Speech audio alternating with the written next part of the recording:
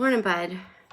So Mama said that the audio didn't play twice yesterday, so this is our third redo. So now it's Happy Wednesday in the morning. As you can tell, Auntie Serp hasn't gotten ready for work yet this morning. So since you had to wait, we're going to do bonus 2 chapters. Yes, here we go. Chapter 13, The Big Day Arrives. The sun was shining brightly on the morning of the big day, but the ground was still white with snow and the air was very cold. Outside the gates of Wonka's factory, enormous crowds of people had gathered to watch the 5 lucky ticket holders go in. The excitement was tremendous. It was just before 10 o'clock. The crowds were pushing and shouting. Policemen with arms linked were trying to hold them back from the gates. Right beside the gates, in a small group that was carefully shielded from the crowds by the police, stood the 5 famous children, together with the grown-ups who had come with them. The tall, bony old figure of Grandpa Joe could be seen standing quietly among them, and beside him, holding tightly onto his hand, was little Charlie Bucket himself. All the children, except Charlie, had both their mothers and fathers with them, and it was a good thing they had, otherwise the whole party might have gotten out of hand. They were so eager to get going that their parents were having to hold them back by force to prevent them from climbing over the gates. "Be patient," cried the fathers. "Be still. It's not time yet. It's not 10 o'clock.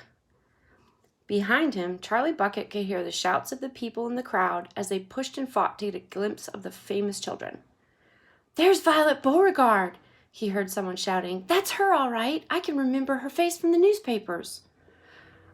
"And you know what?" somebody else shouted back. "She's still chewing that dreadful old piece of gum she's had for 3 months. Look at her jaws. They're still working on it." "Who's that fat boy?" "That's Augustus Gloop." "Oh, so it is. Fantastic." "Who's the kid with the picture of the Lone Ranger stenciled on his windbreaker?" "Oh, that's Mike TV. He's the television fiend." "The one I want to see is Veruca Salt," shouted another voice in the crowd. "She's the girl whose father bought up 500,000 candy bars and then made the workers in his peanut factory unwrap every one of them until they found a golden ticket. He gives her anything she wants, absolutely anything. She only has to start screaming for it, and she gets it. Dreadful, isn't it?" "Shocking, I call it." "Which one do you think is her?" "Oh, that one, over there on the left, the girl in the silver mink coat." "Well, which one's Charlie Bucket?" "Charlie Bucket? He must be that skinny kid standing next to the old fellow who looks like a skeleton. Right close to us. See there? Right there. See him over there?" "Well, why hasn't he got a coat on in this cold weather?" Don't ask me. Maybe he can't afford to buy one." "Jeepers, he must be freezing." The crowd went on and on with their chatter. Charlie, standing only a few paces away from the speaker, gave Grandpa Joe's hand a squeeze, and the old man looked down at Charlie and smiled. Somewhere in the distance, a church clock began striking 10. Very slowly, with a loud creaking of rusty hinges, the great iron gates of the factory began to swing open. The crowd became suddenly silent. The children stopped jumping around. All eyes were fixed on the gates. "There he is!" somebody shouted. "That's him!" And so it was. Chapter 14, Mr. Willy Wonka.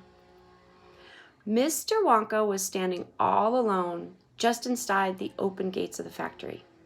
And what an extraordinary little man he was! He had a black top hat on his head. He wore a tailcoat made of a beautiful plum-colored velvet. His trousers were bottle green. His gloves were pearly gray. And in one hand, he carried a fine, gold-topped walking cane. Covering his chin, there was a small, neat, pointed black beard, a goatee. And his eyes were most marvelously bright. They seemed to be sparkling and twinkling at you all the time. The whole face, in fact, was alight with fun and laughter. And how clever he looked! How quick and sharp and full of life! He kept making quick, jerky little movements with his head, cocking it this way and that, and taking everything in with those bright, twinkling eyes. He was like a squirrel in the quickness of his movements, like a quick, clever old squirrel from the park. Suddenly, he did a funny little skipping dance in the snow. And he spread his arms wide. He smiled at the 5 children who were clustered near the gates, and he called out, "Welcome, my little friends! Welcome to the factory!" His voice was high and fluty. "Will you come forward, one at a time, please?" he called out. "And bring your parents. Then show me your golden ticket and give me your name. Who's first?" The big boys stepped up. "I'm Augustus Gloop," he said. "Augustus!" cried Mr. Wonka, seizing his hand and pumping it up and down with terrific force. "My dear boy, how good to see you! Delighted! Charmed! Overjoyed to have us with you! Oh, and these are your parents. How nice! Come in, that's right. Step through the gates." Mr. Wonka was clearly just as excited as everyone else. "My name," said the next child to go forward, "is Veruca Salt." "My dear Veruca, how do you do? What a pleasure this is. You do have an interesting name now, don't you? I always thought that a Veruca was a sort of wart that you got on the sole of your foot, but I must be wrong, mustn't I? How pretty you look in that lovely mink coat. I'm so glad you could come. Dear me, this is going to be such an exciting day. I do hope you enjoy it. I'm sure you will. I know you will. Your father, oh, how are you, Mr. Salt? Oh, and Mrs. Salt, overjoyed to see you. Yes, the ticket is quite in order. Please go in." The next 2 children, Violet Beauregard and Mike TV, came forward to have their tickets examined and then to have their arms practically pumped off their shoulders by the energetic Mr. Wonka. And last of all, a small nervous voice whispered, "Charlie Bucket." "Charlie!" cried Mr. Wonka. Well, so there you are. You're the one that found the ticket only yesterday, aren't you? Yes, I read all about it in the morning papers. Just in time, my dear boy. I'm so glad, happy for you. And this? Your grandfather. Oh, delighted to meet you, sir. Overjoyed, enraptured, enchanted even. All right, excellent. Is everyone here? 5 children. Yes, good. Now, will you please follow me? Our tour is about to begin, but do keep together. Please do not wander off by yourselves. I shouldn't like to lose any of you at this stage in the proceedings. Oh, dear me, no." Charlie glanced back over his shoulder and saw the great iron entrance gate slowly closing behind him. The crowds on the outside were still pushing and shouting. Charlie took a last look at them, and then as the gates closed with a clang, all sight of the outside world disappeared. "Here we are," cried Mr. Wonka, trotting along in front of the group. "Through this big red door, please. Yes, that's right. It's nice and warm inside. I have to keep it warm inside the factory because of the workers. Yes, my workers are used to an extremely hot climate. They cannot stand the cold. They'd perish if they went outside in this weather. They'd freeze." "But who are these workers?" asked Augustus Gloop. "All in good time, my dear boy," said Mr. Wonka, smiling at Augustus. "Be patient. You shall see everything as we go along. Are all of you inside? Good. Would you mind closing the door? Thank you." Charlie Bucket found himself standing in a long corridor that stretched away in front of him as far as he could see. The corridor was so wide that a car could easily have been driven along it. The walls were pale pink. The lighting was soft and pleasant. "How lovely and warm," whispered Charlie. "I know, and what a marvelous smell," answered Grandpa Joe, taking a long, deep sniff. All of the most wonderful smells in the world seemed to be mixed up in the air around them. The smell of roasting coffee and burnt sugar and melting chocolate and mint and violets and crushed hazelnuts and apple blossom and caramel and lemon peel. And far away in the distance, from the heart of the great factory, came a muffled roar of energy, as though some monstrous, gigantic machine were spinning its wheels at breakneck speed. "Now this, my dear children," said Mr. Wonka, raising his voice above the noise, "this is the main corridor. Will you please hang your coats and hats on those pegs over there, and then follow me? Yes, that's the way. Good. Everyone ready? Come on, then. Here we go."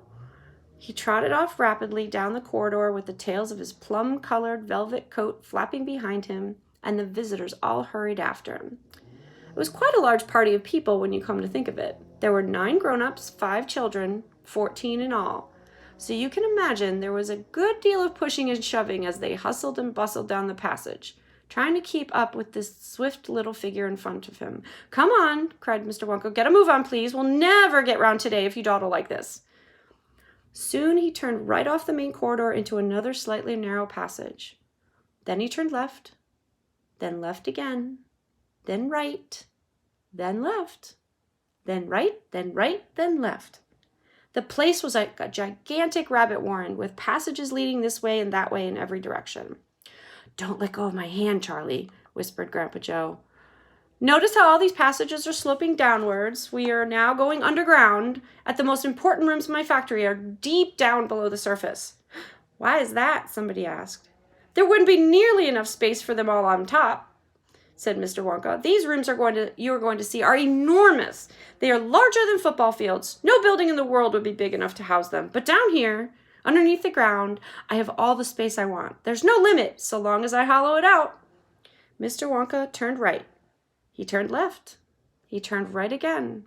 The passages were sloping steeper and steeper downhill now. And suddenly, Mr. Wonka stopped. In front of him was a shiny metal door. The party crowded around. On the door, in large letters, it said, "The Chocolate Room."